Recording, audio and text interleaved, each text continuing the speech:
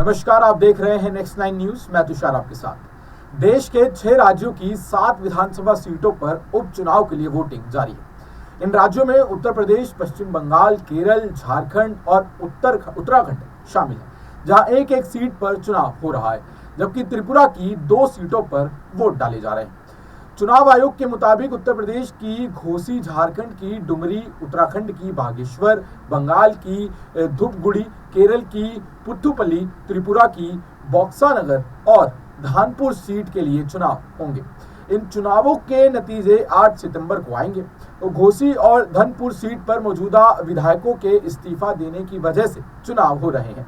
बाकी 5 सीटों पर मौजूदा विधायक का निधन होने के चलते चुनाव कराए जा रहे हैं। 5 सीटों पर मिलकर चुनाव लड़ेगा इंडिया गठबंधन। जी हाँ, आपको बता दें कि इंडिया गठबंधन 5 सीटों यानी कि घोसी उत्तर प्रदेश की जो है, बागेश्वर उत्तराखंड, डुमरी झारखंड, बॉक्सानगर और धनपुर त्रिपुरा पर मिलकर चुनाव लड़ रहा है। वहीं धूपगुड़ी बंगाल और पुथुपल्ली केरल में इंडिया गठबंधन की पार्टियां एक दूसरे के खिलाफ चुनाव लड़ रही है। प्रदेश की घोसी सीट पर भाजपा और सपा के बीच कड़ा मुकाबला है। उत्तर प्रदेश की घोसी सीट जुलाई में समाजवादी पार्टी के विधायक दारा सिंह चौहान के इस्तीफे देने के बाद खाली हुई।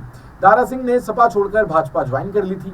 जब वह भाजपा के टिकट पर दोबारा चुनाव लड़ रहे हैं, उनके खिलाफ सपा उम्मीदवार सुधाकर सिंह को कांग्रेस और लेफ्ट पार्टी समर्थन दे रही है। मतदान शुरू होने के कुछ देर बाद ही बूथ नंबर 61 और बूथ नंबर 9 ईवीएम मशीन खराब हो जाने से मतदान बाधित भी हो गया है। झारखंड की डुमरी सीट पर इंडिया और एनडीए गठबंधन के उम्मीदवारों के बीच मुकाबला है। आपको बता दें कि डुमरी सीट पर इंडिया ब्लॉक की पार्टी झारखंड मुक्ति मोर्चा यानी कि जेएमएम की तरफ से बेबी देवी को मैदान में उतारा गया है। उनके सामने एनडीए गठबंधन की party all Jharkhand student union AJSU ने यशोदा देवी को उम्मीदवार बनाया है। बंगाल की धुप्पुगुड़ी सीट की बात कर लें तो यहाँ भाजपा, कांग्रेस, टीएमसी के बीच त्रिकोणीय मुकाबला देखने को मिल रहा है। यानी कि पश्चिम बंगाल की धुपड़ी की सीट पर इंडिया अलायंस के सदस्य कांग्रेस और तृणमूल दल एक दूसरे के खिलाफ चुनाव लड़ते हुए नजर आ रहे हैं। इन दोनों पार्टियों के उम्मीदवार का भाजपा उम्मीदवार के साथ मुकाबला है। आपको बता दें कि केरल की पुथुपल्ली सीट कांग्रेस और लेफ्ट के बीच मुकाबला है। पुथुपल्ली सीट कांग्रेस नेता और पूर्व मुख्यमंत्री ओमान चांडी के निधन के बाद खाली हुई थी। यहां कांग्रेस ने ओमान चांडी के बेटे को मैदान में उतारा है। सीपीआईएम की तरफ से जैक की थॉमस को कैंडिडेट बनाया गया है, जबकि भाजपा ने सीनियर नेता लिजिन लाल को कैंडिडेट बनाया है।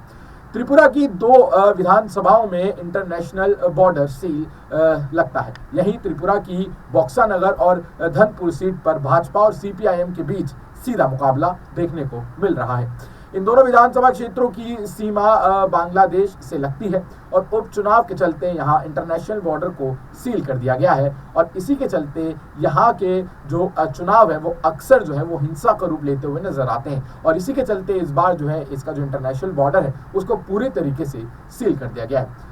अब दर्शकों, आप इस बारे में क्या सोचते हैं कि ये जो उपचुनाव हो रहे हैं, क्या ये आने वाले विधानसभा जो चुनाव है और लोकसभा जो चुनाव होने वाले हैं उस पर इनका कितना असर दिखाई देगा? और जहां पर इंडिया गठबंधन जो एक साथ मिलकर इन बाईपोल्स में यानी कि उपचुनाव में साथ में चुनाव लड़ रहा है, उसका असर एनडीए खेमे पर होता हुआ दिखाई देगा या नहीं? आप इन सब बातों के बारे में क्या सोचते हैं? आपकी क्या राय है नीचे कमेंट सेक्शन में जरूर बताएं और देखते रहें नेक्स्ट 9 न्यूज। धन्यवाद।